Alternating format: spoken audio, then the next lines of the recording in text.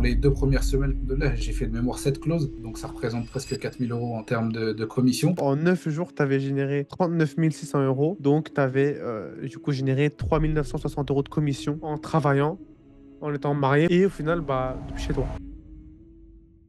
Salam alaikum wa rahmatullah wa barakatuh. On se retrouve, l'équipage. Avec quelqu'un, je sais, il n'est pas à l'aise d'être là. On se retrouve pour une fois de plus, un témoignage du coup, mais pareil. Il fait partie des premiers élus, on va dire. Ahmed, présente-toi pour ceux qui ne te connaissent pas.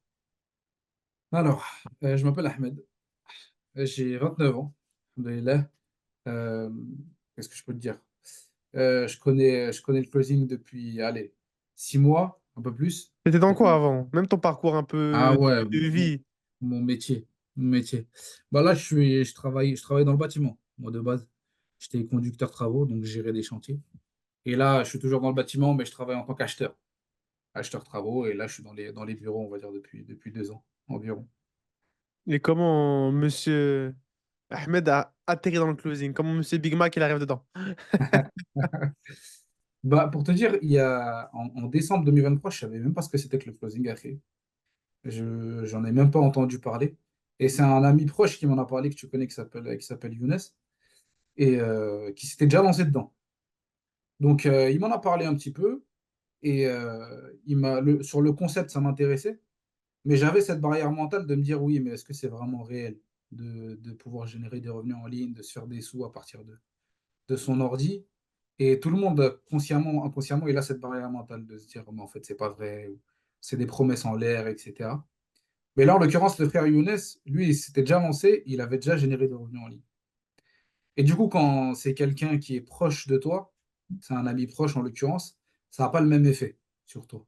Là, quand clairement il te montre son compte en banque, il te dit, OK, regarde, j'ai fait un tel nombre d'appels, j'ai fait rentrer telle somme d'argent, tu te dis, ah ouais, en fait, ça casse une barrière mentale dans ta tête et tu te dis, en fait, c'est vraiment possible. Donc c'est comme ça, moi, que j'ai connu le closing. Et j'en ai parlé un peu avec le frère, et puis quelques semaines après, voilà, je me suis lancé. Alhamdoulilah. Et la question, c'est comment t'atterris chez un fou comme moi? C'est que comment t'atterris chez Elevate au final? Alors, pour l'anecdote ou pour le parcours, nous, on s'est connus, toi et moi, on s'est connus avant Elevate, à travers une autre académie. Donc, où toi, tu coachais déjà là-bas. Monsieur.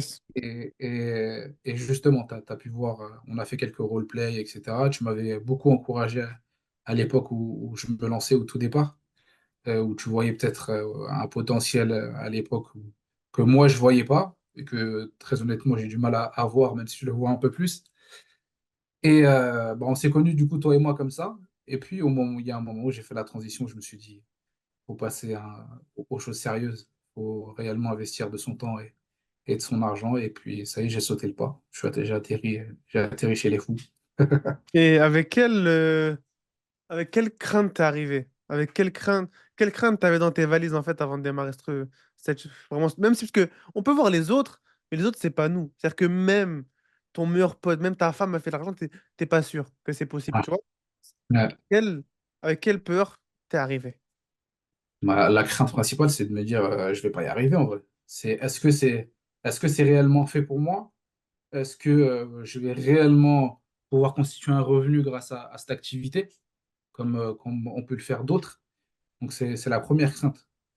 Après, alhamdoulilah, j'ai eu des encouragements déjà de ta part, de la part des frères, du frère Younes à l'époque. Donc, beaucoup d'encouragements, et je pense qu'au départ, c'est ça qui a fait la différence. Parce que tant que tu ne vois pas de résultat, tu n'as pas fait rentrer tes premières commissions, tu te poses toujours la question, comme tu dis, même si tu vois les gens le faire, tu te poses la question de est-ce que je vais réussir ou pas. Mais c'était beaucoup d'encouragement de votre part, et je vous remercie pour ça. Et alhamdoulilah, depuis ça a décollé, et cette barrière mentale-là, elle s'est brisée. Alhamdoulilah. Magnifique. Et je vais mettre un disclaimer parce qu'après, forcément, on va parler de ce que les gens veulent entendre, voilà, les chiffres, etc. Gros disclaimer. Faut savoir que Ahmed, qui est ici, qui est là-bas, forcément, qui est ici présent, j'ai vu du monde passer. J'ai coaché avant Ahmed, j'ai coaché après Ahmed. J'ai vu beaucoup de monde passer. Et c'est vrai que j'ai vu des degrés de coachabilité différents. Il y a des gens qui sont à l'écoute, il y a des gens qui notent, il y a des gens qui sont bons, il y a des gens qui ont des appétences. Quand moi j'ai vu Ahmed la première fois passer, je crois que c'était passé en plus, etc. J'ai dit, lui, il y a un truc à faire. mais c'est que j'avais pas de doute. C'est-à-dire qu'il y a des gens, tu te dis, il y a moyen, mais il y a moyen, mais on n'est pas sûr. Tu vois. Comme par exemple de Sonia, tu vois. Sonia, il y a moyen, mais c'est qui tout double. Sonia, tu peux te dire, ah, c'est un profil, soit elle va s'enterrer toute seule, peut-être, soit elle te fait un banger. Tu vois. Toi, pour le coup, je n'avais pas de doute. Pour moi, vraiment, il y avait un diamant à creuser, clairement. Et encore une fois, ça s'est pas fait tout seul. C'est-à-dire que pour moi, tu avais deux qualités. En général, les gens, soit ils ont du talent et ils charbonnent pas, soit ils charbonnent et ils n'ont pas de talent. Toi, pour moi, tu étais celui qui avait le meilleur mix des deux. Bien sûr, tu vois ce que je veux dire ou pas? Avec tout le hard skills qui doit venir avec, etc. Plus des soft skills, bah pareil, mais qui s'apprennent sur le terrain parce que tu peux avoir du soft skills et les apprendre sur le terrain et en avoir qui manque, tu vois. Pour le coup, toi, tu avais le meilleur mix des deux et tu as cumulé ça au fait d'être archi à l'écoute et d'être archi coachable. C'est-à-dire que Ahmed, c'est le genre d'élève, il sait se mettre en posture d'élève, alors qu'entre guillemets, c'est pas une posture qu'il a peut-être même tous les jours. Et quand il l'a, il va boire ce qu'on va dire. Qu'on va mettre des patterns, il va les boire, il va les appliquer, et il va les flopper, il va les flopper, il va les flopper. Et je sais que moi, c'est ce qui manque peut-être des fois à beaucoup d'élèves, c'est, là, je sais, il y a un trou, je vais aller dedans. Et c'est pas grave. Ahmed, il a eu aussi l'opportunité de faire beaucoup de terrain, et il a mérité aussi. Et c'est aussi bah, une des raisons qui a fait que, bah voilà, peu après ton arrivée d'accompagnement, alors, combien de temps après, enfin, combien de temps après avoir rejoint, t'as été sur le premier pôle vente? Bah, vu que voilà, toi et moi, on se connaissait avant et que t'avais déjà vu, entre guillemets, le niveau, le petit niveau que j'avais, quand j'ai intégré l'accompagnement, ça n'a pas tardé. Au bout de quelques jours, j'ai été placé sur un pôle vente, alhamdoulilah. Donc tout de suite, quelques jours après le départ de l'accompagnement, je suis monté, je suis rentré dans le terrain. Et comment s'est passé cette arrivée sur le fameux terrain, sur le terrain que tout le monde, ce terrain t'en prisé en fait, parce que c'est prisé par tout le monde ce truc-là. Comment ça s'est passé pour toi? Bah, honnêtement, tu arrives avec beaucoup d'appréhension, où tu dis, là, ça y est, c'est fini les roleplays, les jeux Pour de de rôle, les vrai. simulations. Là, tu vas avoir des vrais gens au téléphone avec des vraies problématiques. Donc, franchement, tu arrives avec beaucoup d'appréhension. Mais j'arrive aussi avec le goût du challenge, en me disant, OK, là, c'est le moment de faire ses preuves. Ça fait longtemps que je m'entraîne, ça fait longtemps que je m'intéresse, ça fait longtemps que je me donne. Donc, c'est le moment de prouver. Et alhamdoulilah, cet état d'esprit, avec l'aide d'Allah, évidemment, ça a fait que dans les 2 premières semaines, alhamdoulilah, j'ai fait de mémoire 7 clauses. 7 clauses, donc ça représente presque 4 000 € en termes de commission. Est-ce que je vais moi-même aller chercher la date exacte ou pas? Vas-y, vas-y, Vas-y. regarde.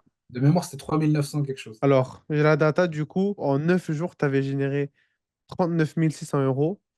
Donc, tu avais du coup généré 3 960 euros de commission en 9 jours. Alhamdoulilah. Qu'est-ce qui se passe à ce moment-là? Dans la tête de Ahmed, qu'est-ce qui se passe? C'est les débuts. C'est pas censé se passer comme ça. Qu'est-ce qui se passe? Bah, je parle beaucoup de barrière mentale. Là, il y a un vrai. Là, c'est plus une barrière qui tombe. Là, c'est un mur, un bâtiment qui tombe à ce moment-là. Tu vois. Au début, c'est quelques croyances, c'est beaucoup d'entraînement. Mais là, tu es sur le terrain, tu te dis, ah ouais. En fait, là, je viens de faire presque 4 000 € de chez moi. J'aime bien dire en pyjama, même si je suis pas en pyjama, mais je suis Un à la peu. maison. Moi, je te connais un peu quand même.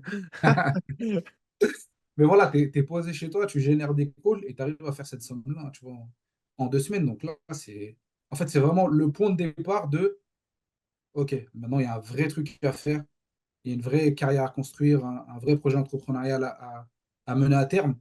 Donc, jusqu'à maintenant, c'est la nitro qu'il me fallait et qui est toujours valable maintenant et qui me pousse encore aujourd'hui. Magnifique. Est-ce que t'as la data entière de combien tu as généré depuis le début ou pas? Ça fait 86 800.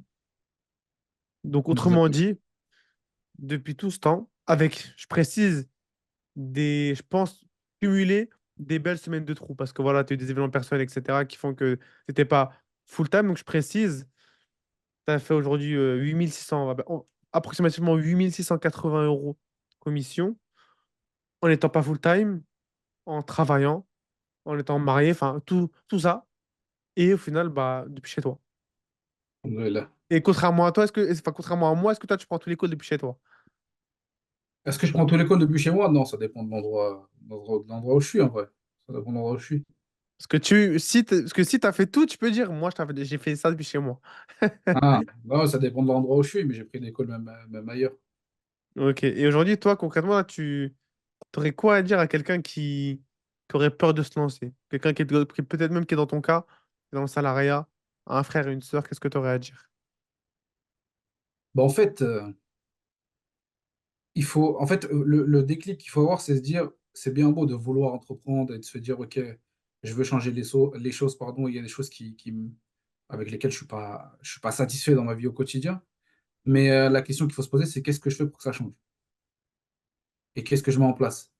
Et du coup, le conseil que je donnerais, c'est tout simplement d'arrêter de réfléchir et de se dire, OK, je vais me lancer, je vais investir de mon temps. Et si c'est quelque chose vraiment pour lequel j'ai de l'intérêt, j'ai limite de la passion, je vais me donner à 200% et je vais y arriver, tout simplement. Et maintenant que tu as réussi forcément à débloquer cet aspect-là de ta vie, ou maintenant, bah voilà, pour toi, c'est possible de faire des revenus depuis chez toi. Maintenant, est-ce que il y a déjà, ça a été le cas, est-ce que déjà des perspectives se sont ouvertes pour toi dans ta tête en te disant, OK, maintenant, j'ai tel projet qui peut se faire finalement. Est-ce que t'as des perspectives qui se sont ouvertes? Bah, en fait, c'est plus que ça, c'est un mindset en fait qui est complètement changé. Où tu sors d'un mindset de salarié, où voilà, tu es dans ta routine, etc. Où là, tu t'ouvres à des opportunités en ligne. Mais en fait, là, je suis en train de me dire, peut-être dans 2 ans, je vais me lancer dans ça, dans tel projet, tel projet. Donc en fait, c'est en dehors de, voilà, de l'argent que tu gagnes, etc. Il y a un vrai mindset qui s'est déconstruit et reconstruit. Tu vois plus les choses de la même manière, même dans tes interactions, même personnelles, etc., dans tes échanges. Le closing, ça t'apporte une manière de voir les choses.